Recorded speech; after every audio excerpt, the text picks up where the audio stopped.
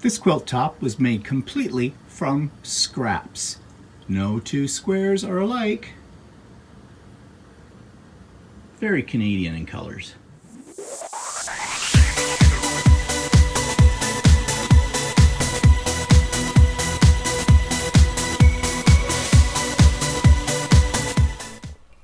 Good morning, everybody. It's Stephen here for Bland Designs, and this is my weekly vlog number 126 for July the 29th, 2019. Hard to believe that the month of July is just about over. Summer months always go really fast, especially here in Canada. And we're having a heat wave right now for the rest of this week, and I know it's not as bad as what they're having in Europe, but it's still pretty hot. But you know, I'm not going to complain about it, because in another 2 months we'll be complaining about how damp and cold it's getting. So we only get about 2 months of summer in this country to start with, so if it's going to be hot, great, love it. Okay, of course I can say that because I got air conditioning. All right, so what have I been up to? Well, I was going to show you today, but I can't because I didn't get as far with it as I wanted to. My Starburst quilt. I think I've shown it to you in bits and pieces along the way. I finally got it quilted. I took it to the Long Armors on last Tuesday and got that all done. And so now, later today, my plan is to get it bound, and when I'm done that, then it'll be completely finished. So I'll show it to you next week, I hope. And what else have I been working on? Well, I have some people coming, some good friends of mine that are coming for dinner, not until September the 7th, so it's a little over a month away. But when people come to my house for a party or for dinner, I like to give them a little hostess gift, or usually the host gets the gift, but I like giving little swag bags, if you will, to the people that come. And I like to put some things that I have made into them. And so I'm working a little bit ahead to Christmas for them, and I have created these little angels. They are what's called freestanding lace, and it's done with my embroidery machine. And the idea here is you put a little ribbon in it and you can hang it from your tree. So I've made each couple, because there are 3 couples that are coming, 2 of these for their swag bag. And I haven't got these done yet, but I'm making them a set of Christmas coasters that are also done in the embroidery. It's called In the Hoop embroidery. You just use scraps of material and away it goes. They take a little bit of time to make, but not a long time, especially once you get into a rhythm. So I have made 4 already, so that's 1 set. I need to make 2 more sets. And who knows, as time goes by, I may add a couple of other items to the bag. I like doing this kind of thing because I like giving people gifts.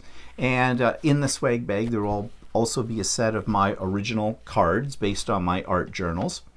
Haven't made any in quite a while. I haven't done any art journaling in quite a while. And I'm just, as you know, I'm obsessed with quilting. And so that's where I spend all my time, is with my sewing machine. And I am trying to find ways to combine my love of quilting with my love of mixed media. And I know there's a way. In fact, I have done something like that. And I don't think I've shown that, or I may have, my little wall hanging. But I want to do a special Idiot Quilters episode about that. So that takes us to the YouTube channel of the week. This week's YouTube channel is called So Yeah. This is run by a couple of guys out of Las Vegas who I think have a fairly large quilting store and long arm service. They run these videos about every other week on YouTube, and they show you some very simple patterns and step-by-step instructions on how to put together some really nice quilts. They're geared towards basic quilters, so if you're just starting out in quilting, this might be the site for you. But their designs are really nice, and it's kind of a nice difference to see a guy doing all the sewing and the explaining. So if you want something on the easy side, if you're just getting into quilting, then check out So Yeah. So all the links for that YouTube channel are below, as is the link to this week's Stephen and Walter Live. And our topic of discussion, if you didn't catch it, was technology. Do we really need it? And we talked about all the things that technology has done for us in a positive way and all the things that have given us big headaches with technology. And we had a really good discussion about all of those. So if you're interested in following it along, just go to the link below for Stephen and Walter Live. And what else do I have down there? Yes, the Idiot Quilter, episode 50. It's another fabric haul. We went on Saturday to a place about 45 minutes away from us that we'd never been to before called Sew Sisters, and bought a few things. So if you're interested in that kind of thing, then head on over to the Idiot Quilter. They're in the playlist on my channel, and also the link is below to check that out. Now, I've also created a special playlist, a new playlist, for all the iCraft kits that I have been putting together for the last, 5 months on my vlog. And I decided that there has been some interest generated about people wanting to get their hands on the iCraft kits. So to help you out, if you do get some of these, as I said, the videos that are provided by the company that makes them are, some are good, some are not so good. It's a hit and a miss kind of a thing. So I'm hoping that having all of the ones I have done so far in one playlist, you can use it as a resource if you need to. So you will find a link to that playlist below as well. And what else? Oh yes, and of course the book of the week, which we'll come to in a few minutes, is listed in the links too. And just as an aside here, you noticed in the teaser I showed you another quilt that I made. I will be showing that in more detail on a future vlog. It's not quite done yet, but it's been basically it's a throw made from just my scraps. And I love working with scraps because you never know what it's going to look like until you're done. And most times it looks pretty good, I think. So that's for a future video. I will show you that in more detail. Okay, so what's pissing me off this week? Online sales. And what I mean by that is not the usual kind of thing like Amazon bugging you, or you order something and you never get it, or that kind of thing.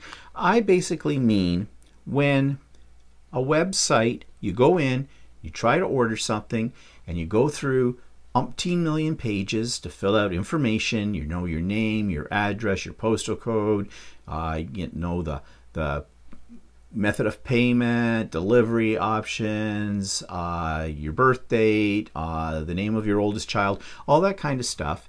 And then you hit the submit button, and it either doesn't do anything or it goes to an error page. So you go back and you figure it's something you did, and you go in and you fill out the page again, and you're very, very careful to make sure all your information is correct and that every blank is filled in, and you hit the submit button, and lo and behold, you get another error page or nothing happens. So now you're in a situation where you don't know, did I really order that item? I mean, I've put in my credit card number and all that kind of stuff. If I keep hitting the submit button, does that mean I'm going to get multiple numbers of this particular product? I'm going to have a huge Visa bill? You don't know. Now, some of these online sales places do have a help line. They'll give you a number you can call. Great. Then you call the number and you're on the phone for half an hour listening to music and getting repeated messages telling you that they're experiencing more than average calling volume. Please be patient. Your call is in the queue. Yeah, and you never know if anybody's going to answer that either. And it doesn't matter who you call or what time of the day you call any of these companies, you always get that same recorded explanation. I mean, basically, they've got one person sitting behind a desk filing their nails, deciding whether or not to take another bite of their sandwich or another slug of their Diet Coke and to answer you. That's basically what it is, okay? So, it's very annoying and frustrating. Now, I have experienced this recently. There was a pattern that I saw that I really wanted. Couldn't get it in Canada and can't get it at any quilt stores here. Seems to be only one website where you can order them. So I went online, I filled out the form the whole bit, and came up with this stupid error. I did it a couple of times. So then I turned around and it did say, I wrote them an email. There was an email link. So I wrote them an email, explained my problem. Fine. I got a message back really quickly saying, please contact our office. Here's the phone number. Here's our office hours. Well, this company was out in Washington State in the United States, so on the other end of the world from us. And, you know, it's a long distance call kind of thing, although I do have a long distance plan. I just thought, you know, do I care that much about a stupid pattern? I can live. So I just let it go.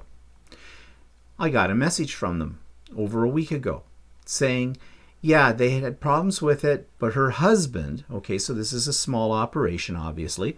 Her husband had checked into it. He's been trying to fix the site, and he saw my order. Aha. So although I got an error message, the order went through. And that's what I was saying before. You don't know. Do they go through or not go through? So obviously it did. But at least they sent me an email message letting me know they had the order and they'd be shipping it out, blah, blah, blah. So fine, dandy, great. All right, that solved itself. The only thing that disturbed me is, let's say I just decided I didn't want the pattern anymore because of that. Well, looks like I have no choice. I'm getting it anyways. Well, I do want it. So fine, it's coming through. I don't know when I'm going to get it though. That was over a week and a half ago. Might be 2 weeks. 2 weeks tomorrow. I know the mail service in both the United States and in Canada is abysmal. They're both as slow as heck. I mean, basically, get out your horse and cart and you could drive across the country and deliver it yourself in less time than the postal services get it through. But that's the other thing about ordering online, which is really nothing to do with what I'm talking about today. But again, you never know when you're going to get something, right? So, the other thing that doesn't work, or the other experience I had this week was, so I needed to check out my drug prescriptions from my local drugstore, which is Shoppers Drug Mart, which is a big chain. And they pride themselves on having, you know, the latest in technology to make your life easier. Well, I needed to register online to see my prescription history. So I fill out their very detailed form and I get all the way to the end of it. And then it says, okay, you can tie in your PC Optimum card into this account to get points. I don't have an Optimum card anymore because I ran into all kinds of problems. If you've been a long time subscriber, you heard the story way back when we lost all of our bonus points that we've been accumulating, and I had a fight with the company, and this is the same company that owns Shoppers Drug Mart as well, and it's the same plan. And so eventually I did get my points back and then some. That was great after a long drawn out war. But then I decided I don't want your stupid Optimum card anymore. I don't need it. Get rid of it. Not using it. Well, of course, just to go in and look at my prescription history, they want me to put that card number in.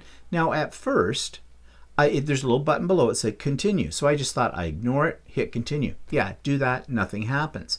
So I thought, oh great, I've spent all this time filling out this damn form, and now this, stalling me because I'm not using and don't have an Optimum card. And of course there was a button for getting an Optimum card, but I didn't want it.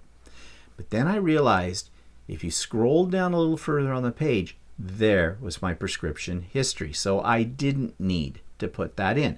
But very sneaky in the way they designed that to get you hooked on their points card.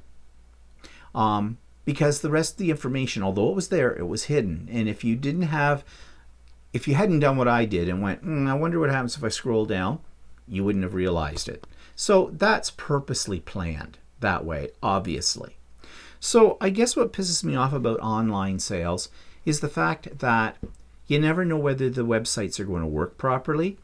You don't know whether you've ordered multiple items when you only want one. You don't know when you're going to get the item. And this kind of ties back into what we were talking about on Stephen and Walter Live, the whole thing with technology. If technology is designed to make our lives easier, why do we have more frustration than we ever had before? At one point in time, it was really easy to order things. You had a catalog. There was a number. You phoned up the number, you gave them the catalog number, and a week or two later, it came to your house or it came to a depot near you to pick it up. My mother used to order from the catalog, the Sears catalog, the Eaton's catalog, all those ones for years, all the time. In fact, she was very disappointed when those companies stopped doing catalog ordering, because she was a great catalog orderer. Okay? Yeah, well, we move ahead. We're so far ahead, we're behind, I guess. So, anyways, that's what's pissing me off this week. Okay, moving on. Product of the week, don't have one. Haven't bought really anything new. Go figure. Book reviews. Okay, that takes us to one out of my stash. Now, last week I talked about folding paper for frames and scrapbooking effects, and this is a book that's similar. Memory Folds, it's called. And it's by Terry Pointer. And it's published by... I have no idea. Oh. Design Originals. Okay, I've had this book a very long time. Again, it's very much like the book I showed you last week. It shows you interesting ways to fold paper. There's some more of those tea bag folding things. For your cards, for enhancing your cards, your scrapbook pages, and of course, although it doesn't talk about it in this book, I'm sure you could adapt a lot of these techniques to mixed media projects. So, there's the good news about this book, though. The book last week I showed you, I said you probably can't get. You can get this one, okay? Originally, I paid, I have no idea what I paid for it. I'm just looking here to see if there's a price on anything, and there doesn't seem to be. So, I don't know what I paid for this book, but you can go to Amazon.ca and you can pick this book up for $8.56 with free shipping, which isn't bad because I imagine this little book cost me about $15 at the time that I bought it. So it's probably a little cheaper now. But yes, you can get it. And I've put the link to this in the notes below. So as I said, if you want to get into a little sort of like origami, this is one of those books for you.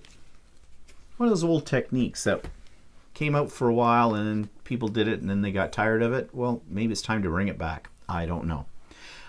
Okay, what's next? I'm just going to have a little coffee. All right, change my page. Okay, so I have the last installment of my iCraft Diary scrapbook, part 3, and this is where I do my final embellishment of the album. So check this out. So now it's come time to do the final embellishing of this little diary scrapbook. And I went back to my paper pad. This is the one that I used for all the panels, background panels. And you know, you don't need to necessarily buy a lot of extra embellishments if you have very little in your stash to draw from.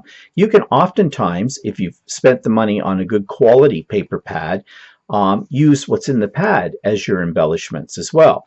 Oftentimes these kind of pads, especially the Graphic 45, come with what are called cut-aparts that you can use for inserts, or you can use small bits of them for border pieces or for lettering. So I'm going to show you what I did with this. Now, I didn't do any extra embellishing from my stash. This all came from the paper pad.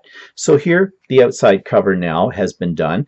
And what I added to the clasp that holds the booklet together, you remember there's a magnet under here, I just added one of these little stamps that they had. And on all of the stamps and all the pieces that I cut out, I did go around the edges with some dark ink just to highlight them.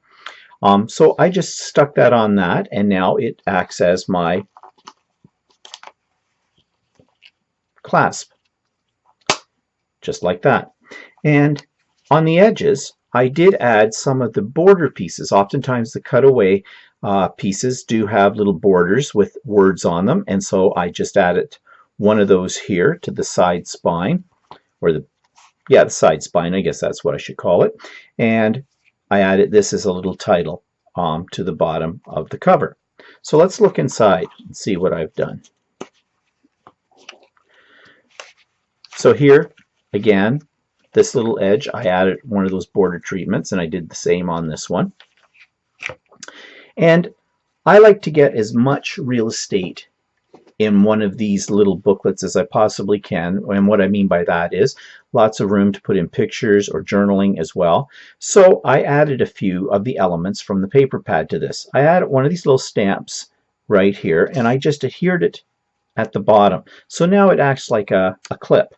And there's a set of these stamps right here, and on the back it's blank, so you could put a couple of small pictures or write some journaling, and it just tucks right into that little pocket. On this side, I used some tickets that were part of the cutaways from this paper pad and just adhered them at the top and the bottom, and now they've become a little band, and I've just inserted one of the cards. Again, these cards came from the paper pad, and you'll notice I did round the corners with my corner rounder, and I did go around all the edges with some ink. But the beauty of these is on the back you have another surface for picture or journaling, and you could stick more than one of these under this little band that I have here. So opening it up to the inside, you will see what else I've added to it. So I did the same little trick with these little cutaway stamps, just adhered them at the bottom, and now they've become little clips for some of these cards. And in the pocket I inserted one of the cards, and I did that on both sides. And I added onto these naked spines that were in here, again, some of that border treatment that was included with the paper pad, just to break it up. So now you can see there's lots of real estate here for putting things in. You remember this. This was what we did last week. I could have added more cards in here if I wished. I just left it as it was. I thought that was fine. And on this side, underneath, I added this. There is a little piece of a tag that came with the kit that I decorated and put here, and it's a holder for these little flip-ups. What I found was I didn't really like the look of that, so I just took one of those little tickets and glued it on top of that. And so it just gives another dimension. And so that pops out, and those are in here. Now, I could have hinged another one of these cards or a couple of these cards in here so that they were hinged maybe on one side, and they would act as a little flip-out booklet as well. I didn't do that in this one, but that could be done, and that would give you even more real estate.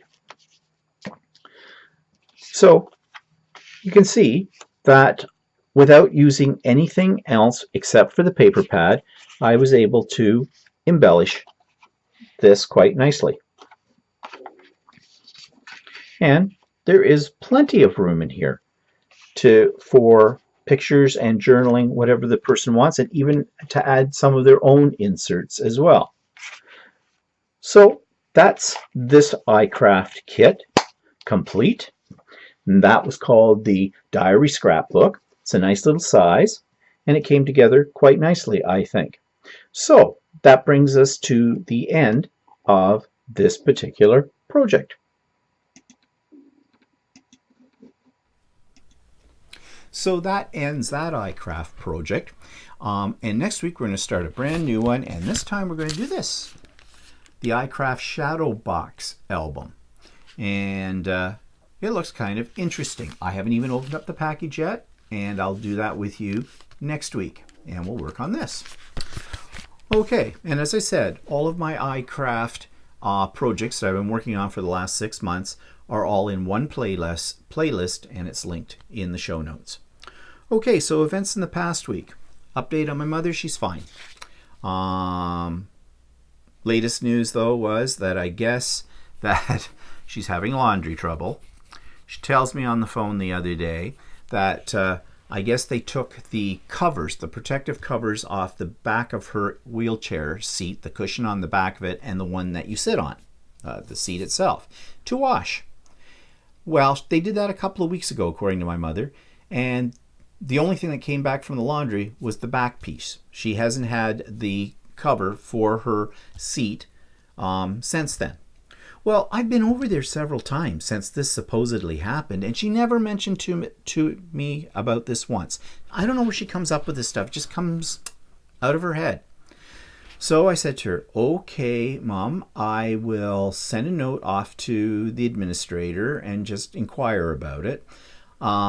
Things do get lost in nursing homes in the wash, and they want everything labeled.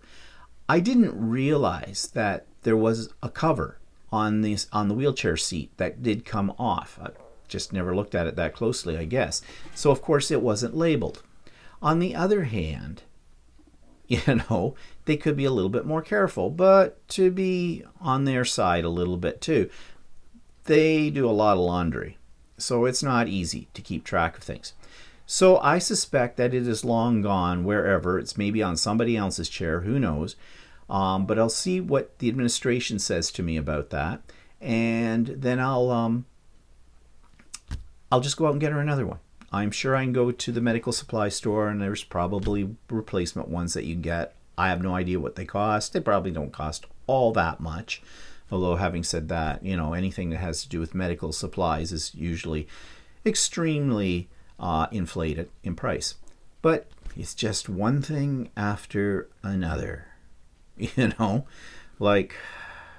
Yeah, I swear sometimes my mother just has these things happen just because she wants to get my goat.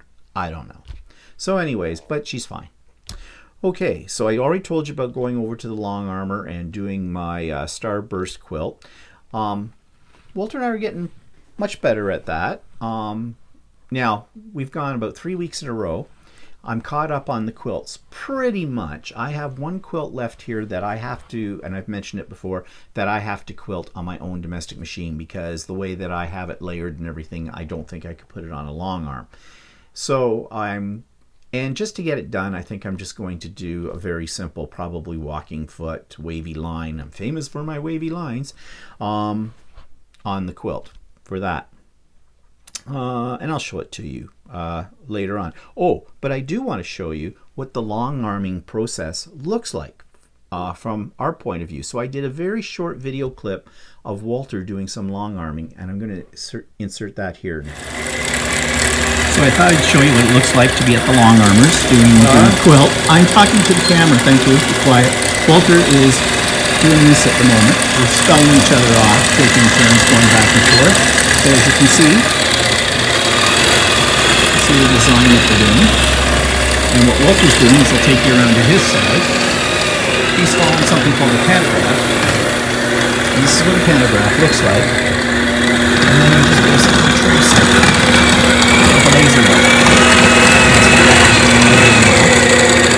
Like that. And so that gives you the design. Just like that. So that's basically what that process looks like. Okay, so what else? Oh, we both went to the doctor this week. Our doctor likes to see us every 3 months. Yeah, glorious. And you remember, I think I mentioned last time, she thought we both were having some problem with our thyroid. Turned out we're not. What's that all about? She can't explain it either. But the results came back this time, said everything was normal. Good. It's a good thing. The only thing I can think of is because both Walter and I went to the same place to have our blood taken. Probably the same technician did our blood work, and I think they made a mistake. Simple as that. It can happen, I suppose. But anyways, fine. We're fine. But I did have a little bit of a problem at the Shoppers Drug Mart to get my drugs. So I was just about out of my blood pressure pills, so I went in to get that renewed. And actually I did it through their dial-up service where you can just put in your prescription number, bang, bang, and they fill it and tell you when to get it. And it came back on the phone system saying it would be ready by 9 o'clock the next day. Well, come about 2 hours later, I get a text message because their system is very set up for this kind of thing. Here we go, technology again, telling me it's ready. So in I trotted to pick this up. Now, we have an insurance plan. We pay for the insurance plan, and it covers a certain percentage of our drugs. I think basically we have to pay whatever the drug costs, we pay 10% of it. The insurance company pays 90%. Great. Wonderful. So the last time that I had to have this prescription filled, and it's an expensive one. It's about $158 plus the dispensing fee for about a 3-month supply. I ended up paying like about $15. for it. Okay, fine. This time they roll it up and say that'll be $129 and some odd cents. I just about had a heart attack. Ironic, because these are blood pressure pills. And I said, what do you mean it's $129? I said, last time I was here, I paid about $15 for it. And the guy looks up on his computer, because, technology. And it says, yeah, the insurance company's only paying $20 of this. And I went, wait, I'm supposed to pay about 10%. They pay 90%. This is what happened last time. Why this time? Of course, the poor guy, he didn't have a clue. He's just reading what's on his computer. And I said, okay, well, I got to have this drug. So, and I said to him, is there like a generic version? Well, now he's really confused. Okay, see, I get the brand name because that's what my doctor put me on. But many of our drugs in this country do have generic. And those tend to be covered by insurance companies even more so than the brand name ones. It's all a ploy by the pharmaceutical companies to make money and to screw us, of course. So he was really confused, and I thought, yeah, and there's other people waiting, so I didn't want to hold them up. So I said, okay, fine. So I paid the $129. When we got home, Walter went online, electronics again and technology, and checked out, our past prescriptions and what the insurance company covered. And lo and behold, the last time I got this drug, yes, the insurance company paid 90% of it. So Walter called them. Now, I figured you'd get a big royal runaround because you're dealing with an insurance company, and you know what they're like. They don't want to pay you anything. They'll take your money, but they don't want to give you any money. Well, actually, it was pretty straightforward. They said, they knew what the problem was. The problem was that the last time I got the prescription refilled, it was in April. At that point in time, they did not have a generic version of this particular drug. Because they did not have a generic version of this particular drug, they would cover it. But as of the 1st of May, a generic version came out. Well, it would have been nice if the insurance company had indicated that. It's all done electronically. They could have put that up on the Shoppers Drug Mart's system, I'm sure, and when I got it filled, they'd give me the generic. But no, that never happened. So I said, okay, thank you very much. Said they cover the generic. So down to the drugstore we went again. And we took the drugs in, and I told them what was going on. Well, there was one person working there who had dealt with me the last time I got the drug. And at that point in time, we were talking about a generic instead of the brand name. And she told me it was available. It was on back order. Had no idea when it was going to come in. And so we just got the brand name, and the insurance company covered it at that point. She's looking in her records again. She goes, oh, I remember that. And she said, and we had run out of, the reason I asked for the generic is because at the time they didn't have enough of the brand name to give me. Anyways, she seemed to know what she was doing, and that was something that's rare, I have found. But anyways, we got it all sorted out. They took the other drug back, refunded me the $129, got me the generic one, and you know how much the generic one cost me? $6.21. Far cry from $129. Actually, I made the joke and I says, geez, thank goodness it's $6.21. If you told me again this was $129, I will have a heart attack on here. So anyways, that's all solved. But you got to be your own advocate for things like this, and the squeaky wheel gets the oil. As simple as that. But in this whole, my doctor is a pill pusher. Walter says the reason for that is because I'm over 60. Yeah, I don't want to be taking a lot of pills. I take 2 pills right now and a vitamin. I've always taken the vitamin, no big deal. Crestor is for cholesterol. I've been taking it for years. Now this blood pressure pill. Thing is, these products are all made by pharmaceutical companies, and even though they get approved by the governments or whatever for them, we have no idea what effects these drugs are going to have on us 20 years down the road. They find out that everything's a carcinogenic. I'll just have another sip of my carcinogenic coffee and hope I don't spill anything on my polyester-based carcinogenic shirt, and hoping that the radiation from my cell phone or from my iPad is not giving me a brain tumor, etc.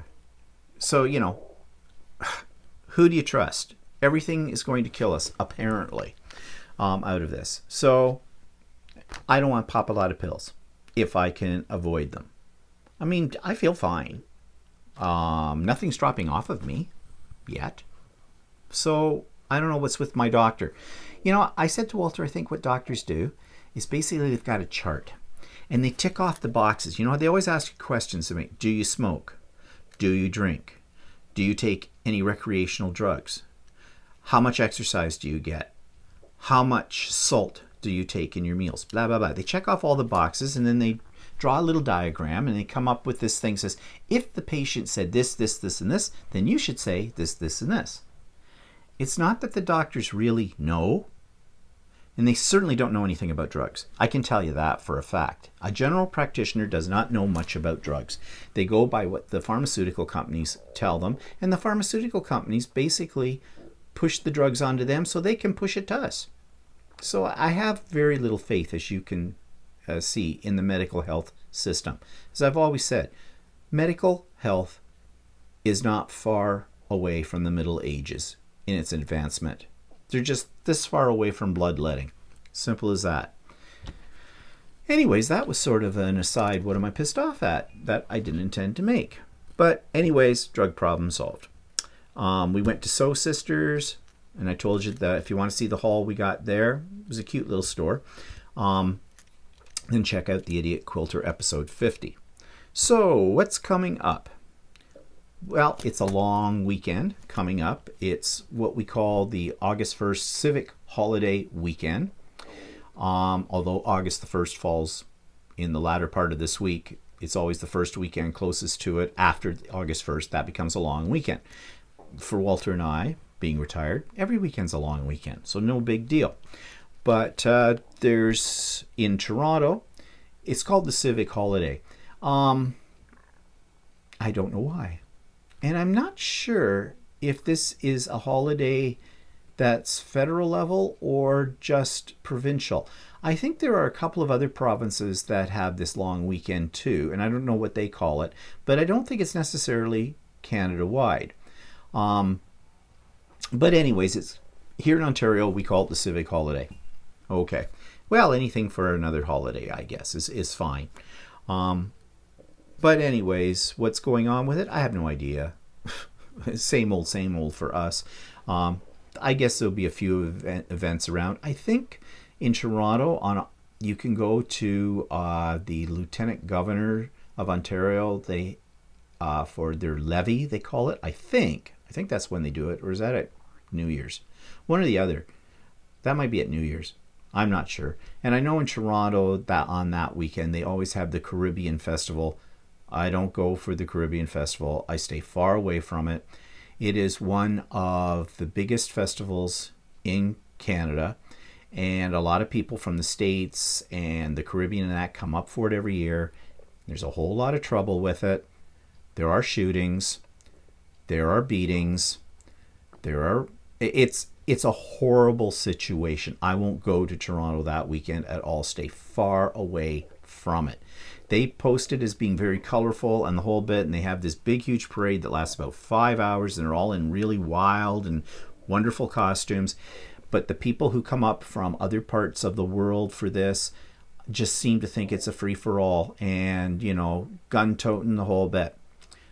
Sorry if you think I'm being, very negative about something that's supposed to be fun, but I am. The funny thing is, 2 million people come out for gay pride in the city of Toronto. There isn't one report of a shooting or someone getting mugged or beaten up or the whole bit. You cannot say that about the Caribbean Festival at all. There will be reports come next week after the weekend's over about somebody who shot somebody or beat up somebody or cause some kind of criminal activity. Sorry, but that's what we're going to hear. So, no, not interested. Not at all. And besides that, I hate the sound of steel drums. Oh, two musical instruments in this world that drive me mental: steel drums and bagpipes. Put the two of them together in one room and lock me in there, and that's just sheer my idea of a living hell. Okay? Sorry to those of you that enjoy that kind of music, but I don't. Okay, so that's it for today. So I hope you come and see Stephen and Walter. Come and see. I hope you will join in on the discussion on Stephen and Walter Live next Sunday at 4 p.m. Eastern Standard Time. And the topic, I think we're going to talk about healthcare systems. We're going to talk about the ins and outs of our healthcare system, the problems with it. A lot of people think Canada has one of the best healthcare systems in the world, and no, we don't. We don't, actually. It's better than some. But anyways, join in on the conversation. If you come from another country, tell us about your healthcare system too. We'd be interested in knowing and comparing it all. And yeah, so that's next Sunday at 4 p.m. Eastern Standard Time. And that's it from me. Hope you have a great week, and we'll talk to you all later. Bye-bye for now.